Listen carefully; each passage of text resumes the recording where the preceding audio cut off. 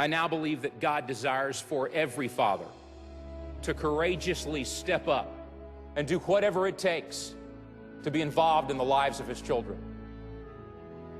But more than just being there, providing for them, he's to walk with them through their young lives and be a visual representation of the character of God, their Father in heaven. The father should love his children and seek to win their hearts. He should protect them, discipline them, and teach them about God. He should model how to walk with integrity and treat others with respect, and should call out his children to become responsible men and women who live their lives for what matters in eternity. Welcome back to Meeke. That clip, of course, is from the blockbuster movie last year, Courageous. It just rallied dads to take their position in the family, the position that really is given to them by God. And even though that was last year's film available on DVD, we are still rallying fathers to their place in the home, to their place as leaders. And so to help me discuss this issue of fatherhood, I've got Derek Hayden in studio with me. And Derek is the Vice President of Human Resources for American Family Association, father and mentor to many. But you also worked with the Mississippi Fatherhood Initiative for 7 years in training and equipping fathers to be the dad that God's called them to be. So we're going to talk about that a little bit. And then we also have Sheila Davis, who is the program director for the Family Resource Center here in Mississippi, North Mississippi. And you've been at this work for 14 years, with the Family Resource Center for 13 years. But you don't just deal with the issue of fatherlessness. You deal with children who have parents who are divorced, who have been sexually molested, and a number of other things, and we'll talk about that. But when I talk about the plight of fatherhood, and I'll just start with you, Derek, as a father. When I talk about the plight of fatherhood, what is your opinion about what's happening in our country today? My opinion? Yes. My opinion is that the fathers as a whole have dropped the ball. I really do.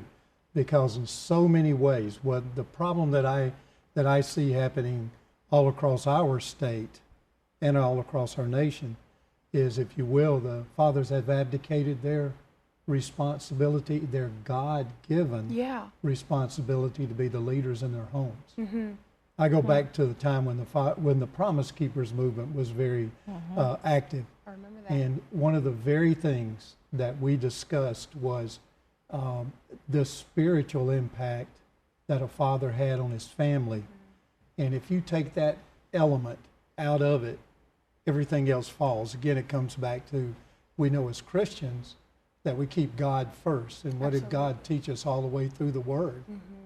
That the father was supposed to be the head of the family. That's right. You know, and we're feeling the effects of that. Now, I know, Sheila, in your work on a daily basis, you see the effects of absentee fathers. You know, you see the effects on kids. So tell our viewers a little bit about what it is that you do.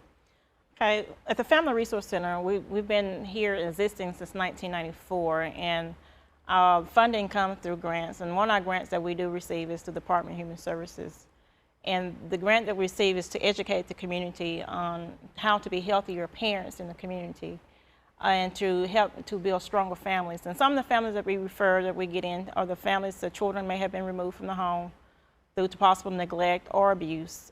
We do offer services through our CAC, with our Children Advocacy Center, which when alleged sexually abused children come into our center, and we do interviews. We'll call forensic interviewer. I'm an interviewer also, where we interview children who have been alleged sexually abused. And we also do youth development and abstinence education. And the work that we do is critical to the community in which we live in, because we're trying to get, our mission is to get our goal out, is to get families first for Mississippi. We're looking at a healthier Mississippi. The work that we do is so important, and it's still groundbreaking, even though I've been doing this for years. Yes, it is still it's like we're just getting to the tip of we haven't even got to the surface part yet. We're still digging. But I believe in families, and I believe that we build solid foundation for our families. We have things in the community for our families to learn from, that our families can grow and our families can change. Now, what's that's going to do with our families is that if we start in our home life, it's going to make our community better, which will make our schools stronger, which will make our churches and other organizations in our community much stronger. So the work that we do is so important, and like every day when I go to work, I'm just eager and I'm excited when I go to work that when we have families come in, either with domestic violence, because we have a domestic violence program, or we have support groups for our families, we do support groups for our parents. We do a program called Children in the Middle, where the children, families are in the middle of conflict, going through divorce, or where there's grandparents trying to get rights to see their children, grandchildren. It's a class to help them to learn how to better communicate and to, as co-parents, and even as grandparents, because sometimes grandparents are slighted on the outside because of the conflict in the home. We offer anger management classes for those who are experiencing some anger. Now, we do have an assessment when our families come in. They have to be assessed when they come in. We have an anger management assessment, because if they're assessing over a score of 10, then we refer them to mental health services. We try to work with families within our scope of services, but we are referral agencies, so then we do refer out to other agencies. So can a person do a little bit of research and find out about you guys and just kind of walk in and say, our family's in dire straits, or is it, you know, there's been a crisis happening and then you step in? Of course, they can. They can go online. They can come into the office. It is a referral by Department of Human Services, by Police Department. You guys can make referrals. Anyone can make a referral. Our office and all our services are free. We also have nighttime GED classes on Tuesdays and Thursdays that ICC uses. We partner with them with doing GED, because we know it's so important to make our families stronger. We have to educate our people so they can become better equipped to have healthier families. Yeah, because absolutely. if you don't have the education or the job to do that, then you can only carry your family so right, far. Right. Dirk, let's get back to you and let's talk about what you did as an instructor. For 7 years, you came in contact with young men. And tell me about the nature of the classes that you taught. What was involved there, and tell me about the people you came in contact with.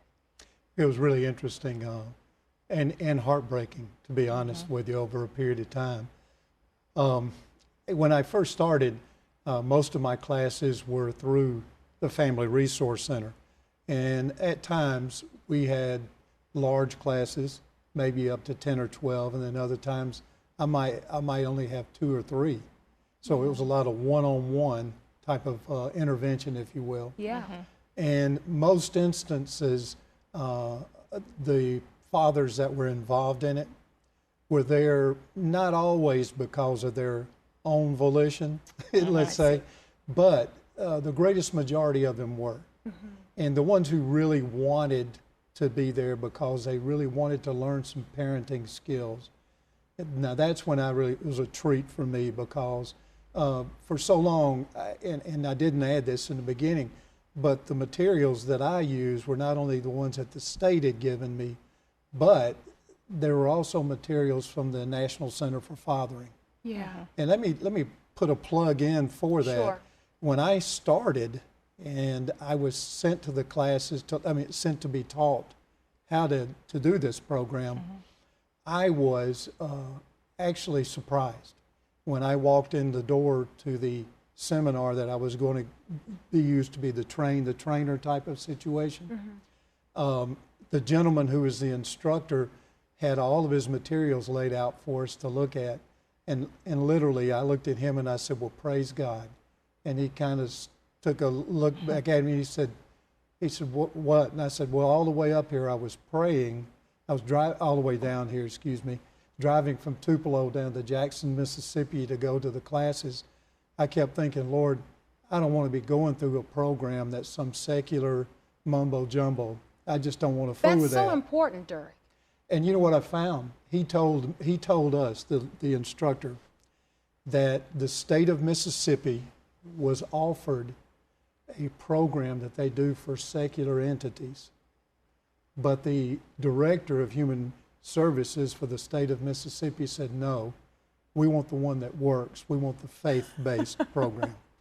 And so, you know, that's what I was using their tools all that time. So I had an opportunity to really bring Christ into what we were doing, because the only way that it's going to work, it's like with anything else.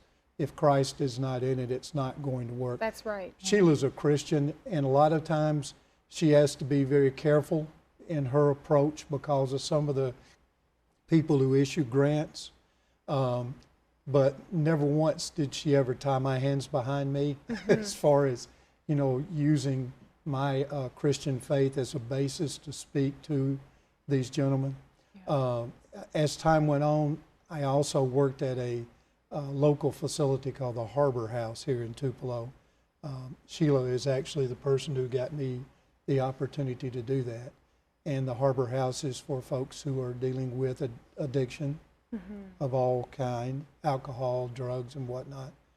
And that was the most rewarding part of it for me. Yeah. Was to deal with it. And at the same time, the toughest part, because the rate of recidivism is so great. I started seeing guys coming back for the second and third time. Okay, let me throw out some statistics to you guys right now. You know, and a lot of times we can detach ourselves from the stats, and we just hear those numbers and they kind of go over our head. But in the work that you do and having your finger kind of on the pulse of what's happening in our communities, I think that as I throw these numbers out, you probably have some faces to match up with this, so that it's not just numbers that you're hearing, but there's a breakdown. And whenever you look at it, it is broken down by ethnicity. When you look at the plight of fatherlessness in our country, and 1 out of every 3 children in America doesn't have a dad in the home. When you talk about the African American community, that's 2 out of 3. Correct. 2 out of 3.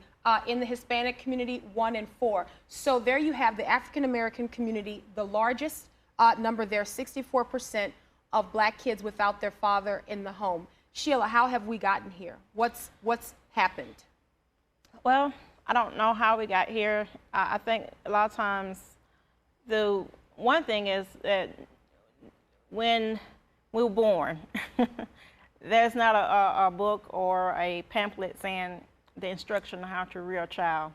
And I think it's so important also that sometimes when we look at relationships and marriages in across the state or across America, and when we look at those, nobody gives us a manual to say this is what works and this is what don't work. That's right. It won't work. Yeah. So therefore we continue to go into a spiral downfall into things that don't work until we get into a crisis and we say, okay, then we receive it won't help. Because remember, a lot of times people don't come to us until they are in crisis. When they are at the, like you said, the plight of the marriage ending, or the plight of the children being removed from the home, or at the senses of everything has fallen to pieces. And then you can't say, are they going to be receptible to the information that you are going to give them, or the tools, because the information we give them are tools. Because I tell them when they come into the class that you have to put something into your tool belt. Because you're not going to always be before me. That's right. You're going to go back into the community, you're going to go back into your home life, you're going to go, because we're creatures of habit, and we're going to go back into our everyday routine. And if you don't have any tools, how can it work for you? So we have to give people tools, and they have to learn how to do application to be able to apply that to areas in their life that is important for them.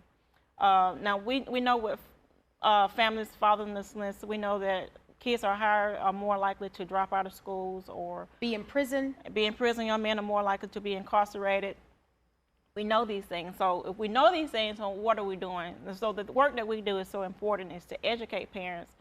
Even though you might not be in a relationship for as in a household together rearing your children, you still can be a part of. We had to learn how to get fathers involved. That's and right. that's so important. You know, we're coming up on a break here, but I want to, you know, that's important because, Derek, is it safe for me to assume that you didn't just learn to be a dad, you know, by just making up your own set of rules? You know, this is something that we learn by watching. This is something that we grow up, we see how our fathers, we see how our parents parent. And when you have several generations where that's not been in front of you, you've not seen what it is to be a dad, you just don't know how to do it. And it's not that you mean to do it wrong. It is a learned thing, no question. Right. One of the things that I use as part of the teaching is that I would get the guys to just take a point, and this came out of the materials that we have. It's a very powerful part of it. And what I would make them sit down and do is write out similarities and differences that they had to their own father. Now, in some instances, you know, I would have a guy who would raise his hand, I don't know my father. Yeah. So my first response would be, okay, who is the most important male figure in your life? You know, when you were growing up. Sure. I want you to use him as your litmus test. And so I'd get them to write out similarities, things that they had in common. It could be as trivial as, you know, he liked to fish, I like to fish. He liked to hunt, I like to hunt. You know, but I take them all the way to the point of saying, guys, what side of your face do you start shaving every morning? Yeah, all of those things that you take for granted learning. That you learn. Let's take a quick break. When we come back, I want to know what you found. Okay. I want to know what you observed as you asked them about this and just see how deep the root of this really goes. We'll be back in just a couple minutes. Make sure you don't go anywhere. Next time on Meeke. As I start reading it and hearing what the nurse is saying to Hannah, I realize that she's talking about me. Like football games and things, and his house would be a wreck. But he didn't get paid for that. The Lord showed up for me in that moment. Yeah. What people see in that moment of that scene and that move and October Baby, that was between me and my Savior.